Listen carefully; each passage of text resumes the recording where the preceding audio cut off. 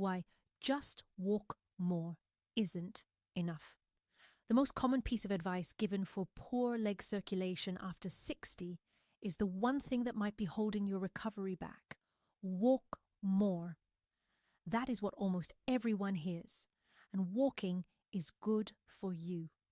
So I want to be clear about that from the very start because you should keep doing it.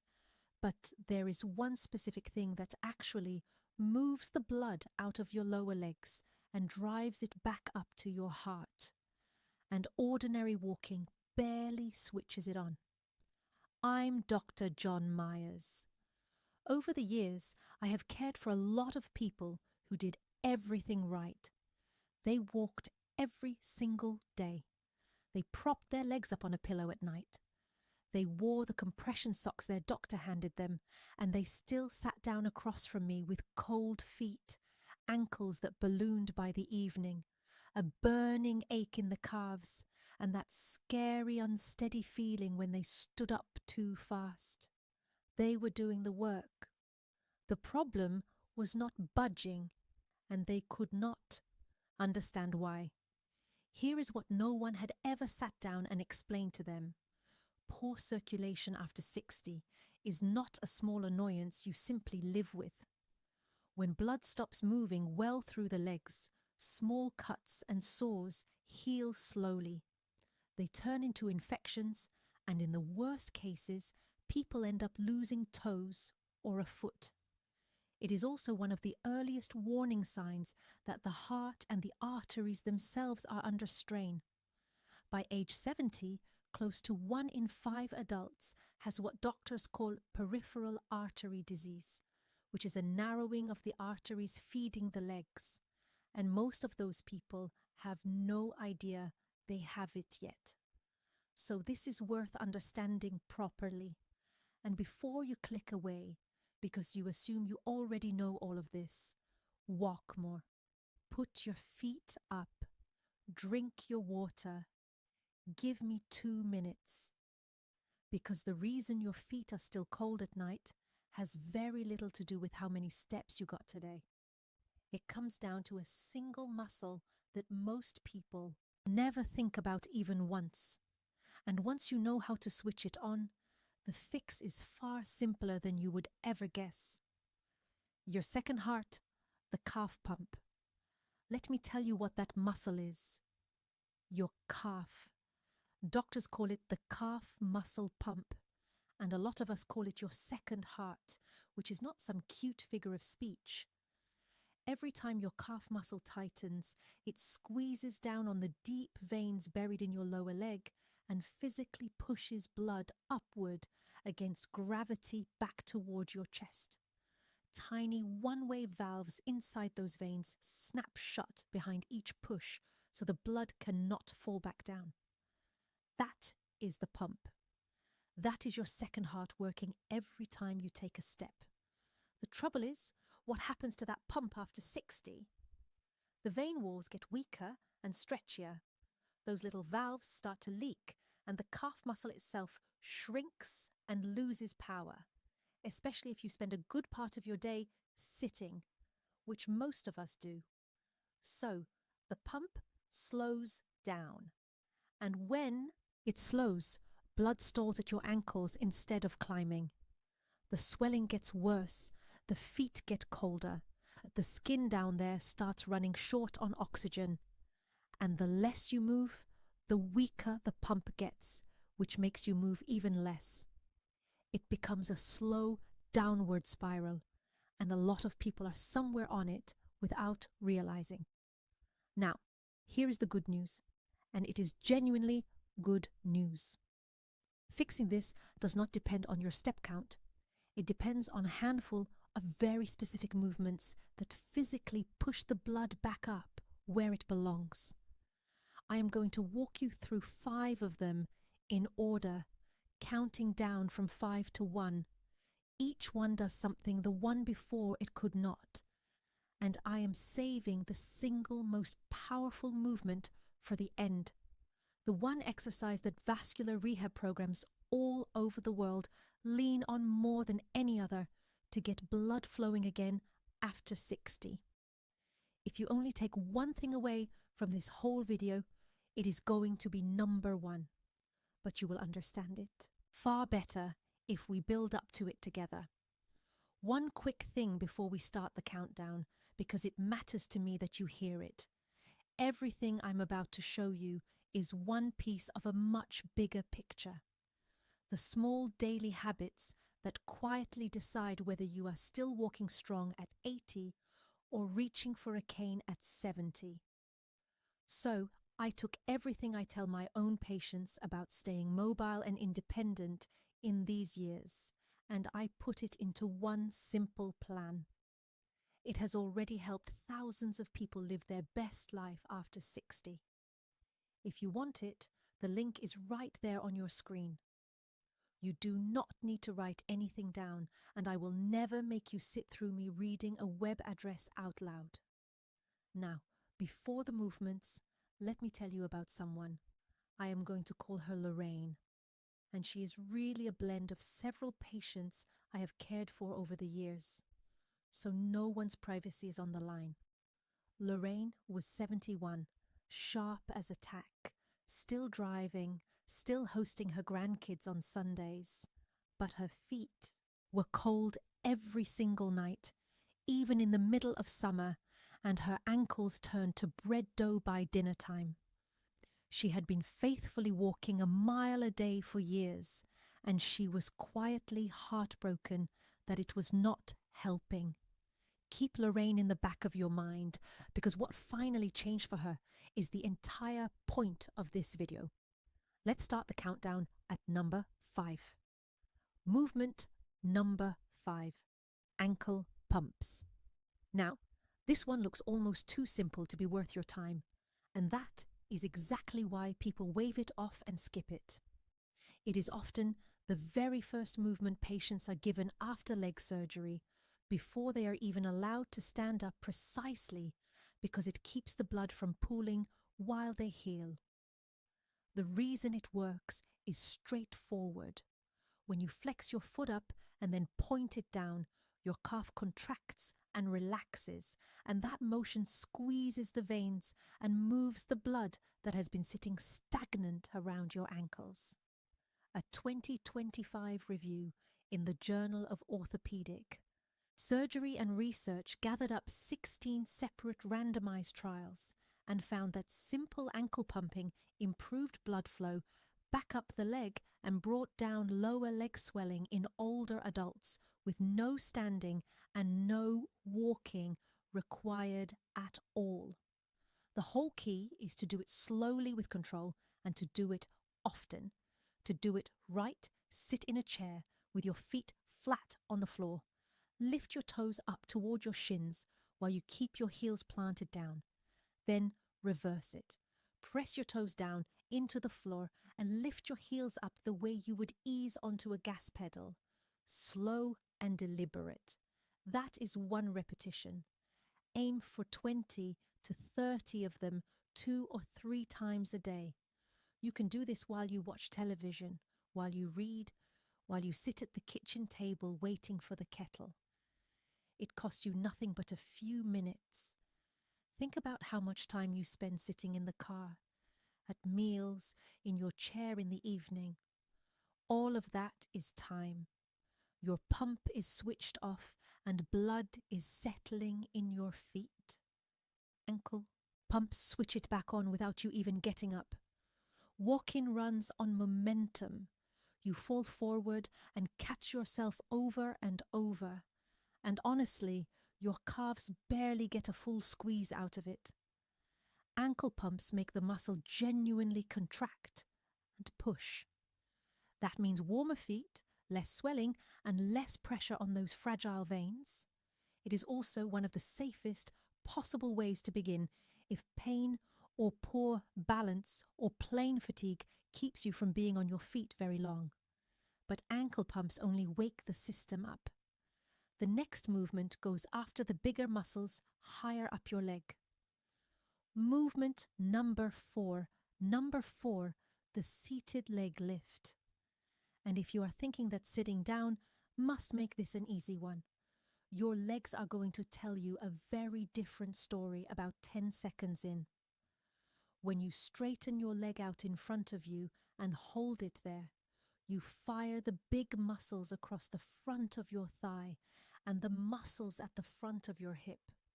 Those are the exact muscles you rely on to stand up out of a chair, to climb a flight of stairs, to catch yourself when you start to go down.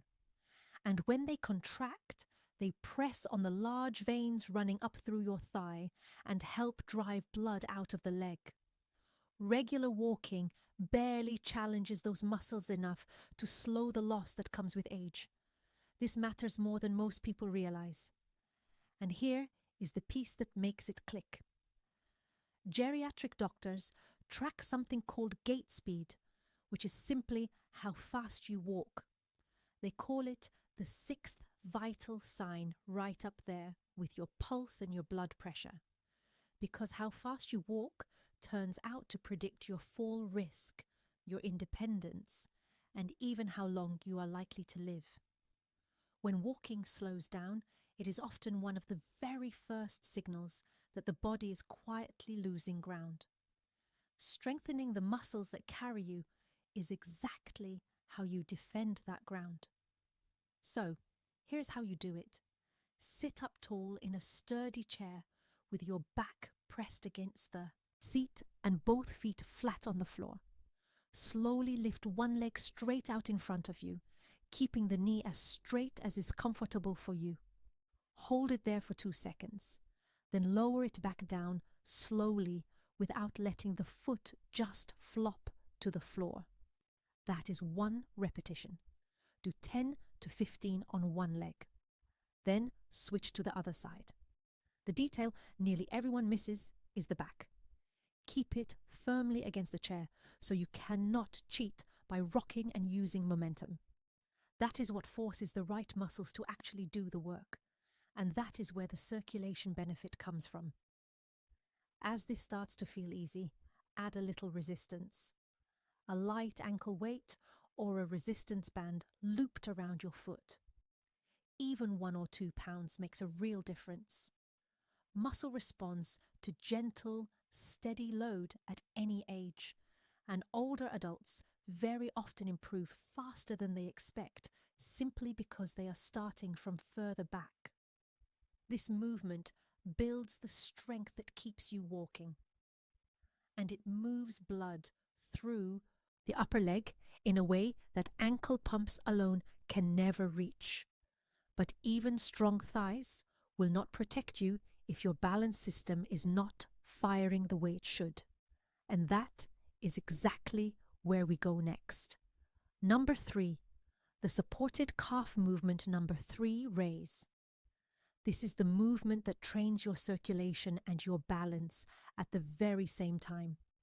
And balance is the thing that quietly decides whether a person keeps their independence or slowly loses it.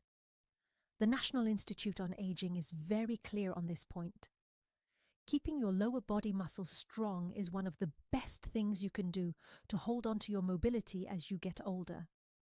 To keep rising out of chairs, off the couch, up the stairs without needing a hand. And your calves sit right at the center of that. Every time they contract, they squeeze those deep veins and force blood upward against gravity. Weak calves mean blood pools, swelling climbs, and your balance reactions get a little slower. So, an ordinary stumble is far more likely to turn into an actual fall. Let me pause for just 1 second here, because I owe you a small favor. Ask, and this is a natural spot for it. If any of this has been useful to you so far, please subscribe, tap the like button, and leave me a comment telling me which of these 5 movements you are going to start with today. I read every single comment that comes in, and it honestly shapes what I make next for you. That is it. Now, back to your calves. To do a supported calf raise, stand behind a sturdy chair or at a kitchen counter and rest your hands on it lightly for balance. Feet about hip width apart. rise up slowly onto the balls of your feet, lifting your heels as high as is comfortable. At the top, pause for 2 or 3 seconds and keep your eyes looking straight ahead rather than down at your feet. Then lower yourself slowly, taking a full 3 seconds to come back down. That slow tempo and that little pause at the top are where the real work happens. It makes your calf, muscles and your balance system fire together, which is the precise thing your body has to do when you catch yourself mid-stumble. Start with 10 of them. Build toward 20 or 25 as you get stronger. Over just a few weeks, this one movement improves your ankle stability, your circulation, and how fast you react all at once. And it does all of that without pounding on your knees or your hips. For a lot of the people I have cared for, this is the one that first made them feel genuinely steady on their feet again. But standing on 2 feet is the gentle version. The next movement takes one of them away. Movement number 2, the single leg stance hold. Now, before you wave this one off as just balance and nothing to do with your blood, let me give you the number that made me take it completely seriously. Back in 2022, researchers publishing in the British Journal of Sports Medicine followed more than 1,700 adults for several years.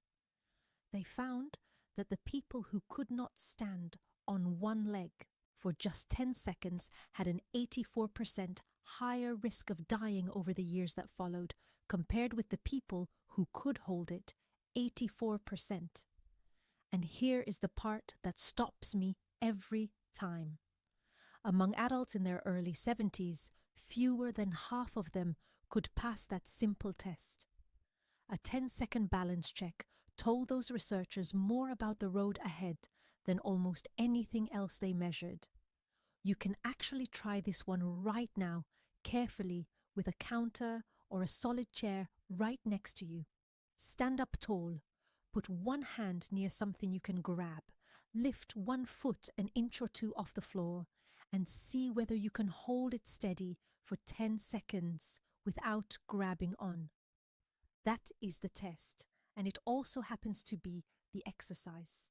The reason it does so much for your blood flow comes down to time. The instant you stand on one leg, your calf, your ankle, your hip, and your core all have to contract and keep contracting to hold you upright.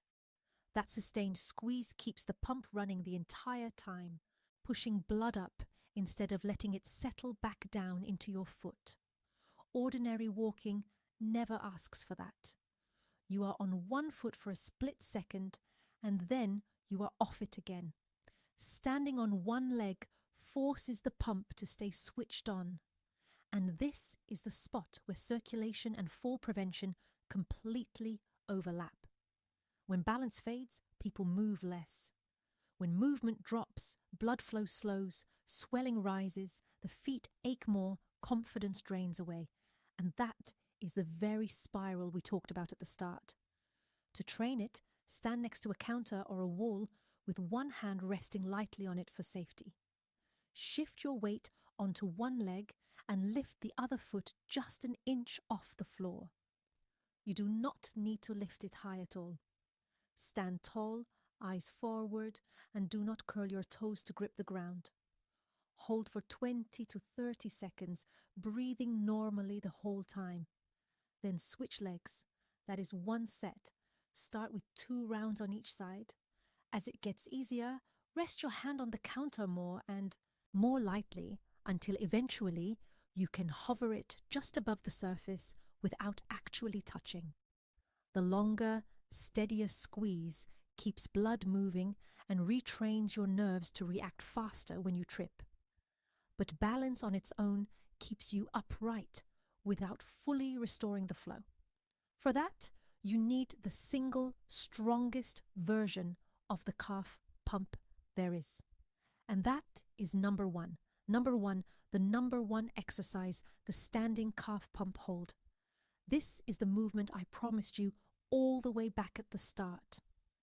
And once you understand what it is doing inside your leg, you will see exactly why vascular rehab programs across the entire world use it almost the way they would use a prescription. It looks a lot like the calf raise from number 3, with one small difference that changes everything: the hold. You rise up onto the balls of your feet, and then you stay right there. Your calves work like pressure pumps, and holding at the top keeps that pump fully squeezed long, enough to actually clear out the blood that has been stalling around your ankles and drive it up toward your heart. Ankle pumps wake the system up. The single leg hold trains your control. This movement moves the most blood of all, and it keeps it moving. And the evidence behind it is real, not hand-waving. In a randomized trial published in the Journal of Vascular Surgery, people with genuinely poor leg circulation who did a simple program built around calf raise exercise were able to walk significantly farther before the pain set in. Their pain-free walking distance improved by dozens of meters, and their total walking distance by close to 100, with no medication and no machine involved anywhere. That is the calf pump doing the job it was built to do. Here is how to do it safely. Stand behind a chair or at a counter, hands resting there for your balance, feet about hip width apart.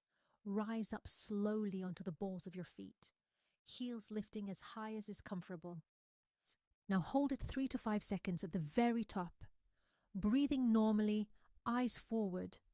Then lower yourself back down slowly. About 3 seconds to come all the way down. That is 1 repetition. Start with 8 to 10 of them. Work up over time to 15 or 20.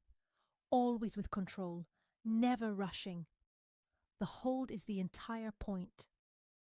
That sustained squeeze keeps the pump fully engaged, drives the blood up, brings the swelling down, and strengthens the exact muscles your body reaches for when you catch yourself. And because there is no jumping and no pounding anywhere in it, it is gentle enough for most people with arthritis or shaky balance, as long as you keep one hand on that counter. So let me tell what changed for Lorraine. What happened with Lorraine, because this is where all of it landed for her. I had her stop obsessing over her step count and instead do these 5 movements in order for about 12 minutes a day. Ankle pumps in her chair first thing in the morning, seated leg lifts. The supported calf raises at the kitchen counter while her coffee brewed. The balance holds and the standing calf pump holds at the very end. Now, I am going to be honest with you about her result, because I always am. Her circulation did not turn into a 30-year-old's overnight, and I would never promise you that. But within a few weeks, her ankles were not ballooning up by dinner anymore. Her feet were warmer at night, and the thing she told me she cared about the most, she stopped feeling like she might tip over when she got up off the couch. She felt steady again. For a woman who had been quietly terrified of falling, that was everything. Before I send you off, I owe you one honest caution, because I would much rather you be safe than sorry. If you ever get sudden severe pain in one leg, or a leg turns pale and cold and numb out of nowhere, or you have a sore on your foot or ankle that simply will not heal, please do not sit at home doing exercises. That is the kind of thing you get looked at quickly, because it can mean an artery is seriously blocked, and that is an emergency. Everything I have shown you today is meant for the slow, chronic, everyday, poor circulation, not for a sudden crisis like that. So, there they are. 5 movements that wake up your second heart and get the blood moving back up out of your legs. Let me give your 15-minute recap, a fast recap. Number 5, ankle pumps to wake the pump up. Number 4, seated leg lifts to move blood up through the thighs. Number 3, supported calf raises for circulation and balance together. Number 2, the single leg hold for that long, steady squeeze and the balance that keeps you upright. And number 1, the standing calf pump hold, the most powerful of them all. The one I would pick without hesitation if you made me choose only one. Keep walking. By the way, walking is wonderful, and I never want you to stop doing it. But walking alone leaves a real gap. And these 5 movements are what fill it. They take less than 15 minutes a day. They cost you nothing at all. And you can do every one of them at home in front of the television. Your circulation is one of the very few things about getting older where you actually get a real vote. This is how you cast it. If this helped you today, go ahead and subscribe so the next one finds its way to you. Give this video a like and tell me down in the comments which movement you are starting with first. Take good care of those legs of yours. They have carried you this far, and with just a few honest minutes a day, they will carry you a good while longer. I'm Dr. John Myers. I will see you soon.